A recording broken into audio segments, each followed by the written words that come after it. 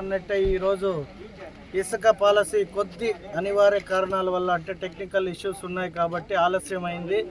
But ఏదైతే ఏమి ఇచ్చిన మాట ప్రకారం అది ఏ టైం అయినా కూడా జీవో వచ్చింది.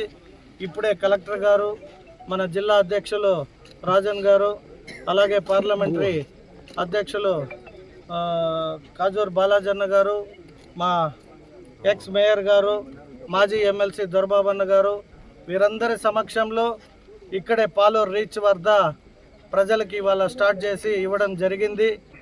ఏదైతే గత ప్రభుత్వంలో వైఎస్ఆర్ ప్రభుత్వంలో వేల కోట్లు దోచుకోవడానికి ఆ ప్రభుత్వ నాయకుడు కావచ్చు, వైఎస్ జగన్మోహన్ రెడ్డి అనే వ్యక్తి, అతనికి సంబంధించిన దగ్గర కంపెనీలైన జేపీ అనే ఒక కంపెనీకి ఆంధ్ర రాష్ట్ర ఇసుకనంతా అప్పచెప్పడం యావత్ ప్రజలకు తెలుసు.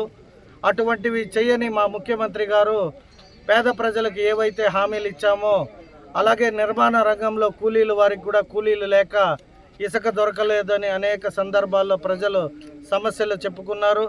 వాటన్నిటినీ ఆయన పరిశీలనలోకి తీసుకొని చెప్పిన ప్రకారం ఈరోజు ఉచితంగా అంటే ఎక్కడైతే రీచ్ల్లో నుండి తెచ్చి ఇక్కడ ఒక డంప్ యార్డ్కి డంప్ చేసి ఈ డంపుని మళ్ళీ లోడ్ చేయడానికి సరిపడే మొత్తంలో అంటే మా చిత్తూరు నియోజకవర్గానికి 155 రూపాయలు ఒక టన్నుకి. అంటే ఈ 155 రూపాయలు కూడా లోడింగు, ట్రాన్స్పోర్ట్కి సంబంధించిన ఛార్జెస్ తప్పితే ఇసుకపై ఎటువంటి ఛార్జ్ లేకుండా ఉచితంగా ఇస్తామన్న ప్రకారమే మా ముఖ్యమంత్రి గారు ఈరోజు ఇవ్వడం జరిగింది.